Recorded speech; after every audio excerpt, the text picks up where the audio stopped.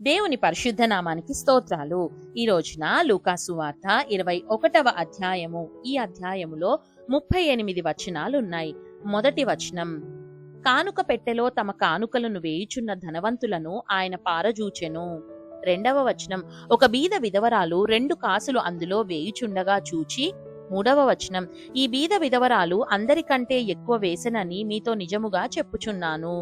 నాలుగవ వచనం, వారందరూ తమకు కలిగిన సమృద్ధిలో నుండి కానుకలు వేసిరి గాని ఈమె తన లేమిలో తనకు కలిగిన జీవనమంతయు వేసెనని వారితో చెప్పెను. ఐదవ వచనం, కొందరు ఇది అందమైన రాళ్లతోనూ అర్పితములతోనూ శృంగారింపబడి ఉన్నదని దేవాలయమును గూర్చి మాటలాడుచుండగా. ఆరవ వచనం, ఆయన ఈ కట్టడములు మీరు చూచుచున్నారే, వాటిలో రాతి మీద రాయి ఉండకుండా అవి పడద్రోయబడు దినములు వచ్చుచున్నవని చెప్పెను. ఏడవ వచనం, అప్పుడు వారు, బోధకుడా, అలాగైతే ఇవి ఎప్పుడు జరుగును? ఇవి జరగబోవునని సూచన ఏమని ఆయనను అడుగగా.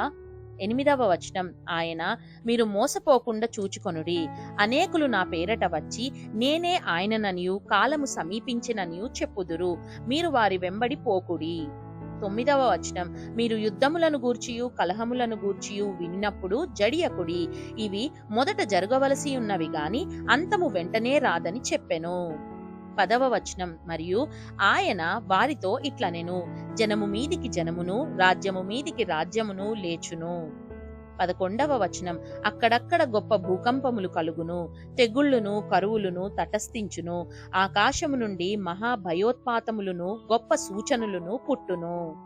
12వ వచనం, ఇవన్నీ జరగక మునుపు వారు మిమ్మును బలాత్కారముగా పట్టి నా నామము నిమిత్తము మిమ్మును రాజుల యొద్దకును అధిపతుల యొద్దకును తీసుకొని పోయి సమాజ మందిరములకును చెరసాలలకును అప్పగించి హింసింతురు. 13వ వచనం, ఇది సాక్షార్థమై మీకు సంభవించును. 14వ వచనం, కాబట్టి మేమేమి సమాధానము చెప్పుదుమా అని ముందుగా చింతింపకుందుమని మీ మనస్సులో నిశ్చయించుకొనుడి. 15వ వచనం, మీ విరోధులందరూ ఎదురాడుటకును కాదనుటకును వీలు కాని వాక్కును జ్ఞానమును నేను మీకు అనుగ్రహింతును. 16వ వచనం, తల్లిదండ్రుల చేతను సహోదరుల చేతను బంధువుల చేతను స్నేహితుల చేతను మీరు అప్పగింపబడుదురు. వారు మీలో కొందరిని చంపింతురు.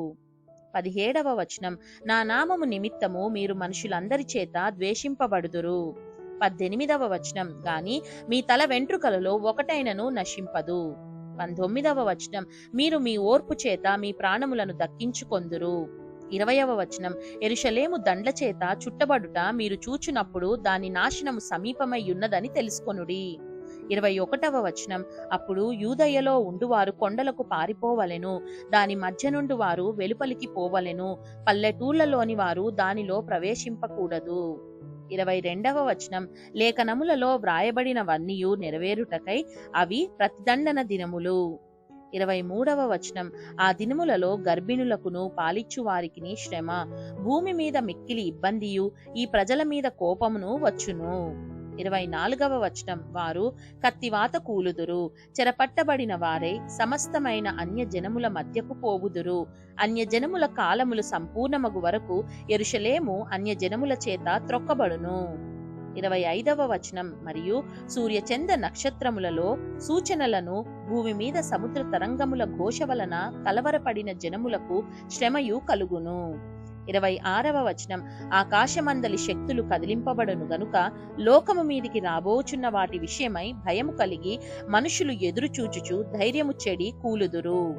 27వ వచనం, అప్పుడు మనుష్య కుమారుడు ప్రభావముతోనూ మహామహిమతోనూ మేఘారూరుడై వచ్చుట చూతురు. 28వ వచనం, ఇవి జరగనారంభించినప్పుడు మీరు ధైర్యము తెచ్చుకొని మీ తలలెత్తుకొనుడి, మీ విడుదల సమీపించుచున్నదనెను. 29వ వచనం, మరియు ఆయన వారితో ఈ ఉపమానము చెప్పెను, అంజూరపు వృక్షమును సమస్త వృక్షములను చూడుడి. 30వ వచనం, అవి చిగురించుట చూచి వసంతకాలం అప్పుడే సమీపమాయనని మీ అంతట మీరు తెలుసుకొందురు గదా. 31వ వచనం, అటువలే మీరు ఈ సంగతులు జరుగుట చూచినప్పుడు దేవుని రాజ్యము సమీపమాయనని తెలుసుకొనుడి. 32వ వచనం, అవన్నీయు జరుగు వరకు ఈ తరము గతింపదని నిశ్చయముగా మీతో చెప్పుచున్నాను. 33వ వచనం, ఆకాశమును భూమియు గతించును గాని నా మాటలేమాత్రమును గతింపవు. 34వ వచనం, మీ హృదయములు ఒకవేళ తిండి వలనను మత్తు వలనను ఐహిక విచారముల వలనను మందముగా ఉన్నందున ఆ దినము అకస్మాత్తుగా మీ మీదికి ఉరి వచ్చినట్టు రాకుండా మీ విషయమై మీరు జాగ్రత్తగా ఉండుడి. 35వ వచనం, ఆ దినము భూమి అందంతట నివసించు వారందరి మీదికి అకస్మాత్తుగా వచ్చును. 36వ వచనం, కాబట్టి మీరు జరగబో వీటినెల్లను తప్పించుకొని మనుష్య కుమారుని ఎదుట నిలువబడుటకు శక్తిగలవారగునట్లు ఎల్లప్పుడూ ప్రార్థన చేయుచు మెలకువగా ఉండుడని చెప్పెను. 37వ వచనం, ఆయన ప్రతిదినము పగటియందు దేవాలయంలో బోధించుచు రాత్రివేళ ఒలీవల కొండకు వెళ్ళుచు కాలము గడుపుచుండెను. 38వ వచనం, ప్రజలందరూ ఆయన మాట వినుటకు దేవాలయములో ఆయన యొద్దకు పెందలకడ వచ్చుచుండిరి. దేవుడు చదవబడిన పరిశుద్ధ వాక్యాన్ని మనందరి వినికిడిలో దీవించి మనల్ని ఆశీర్వదించునుగాక. ఆమేన్.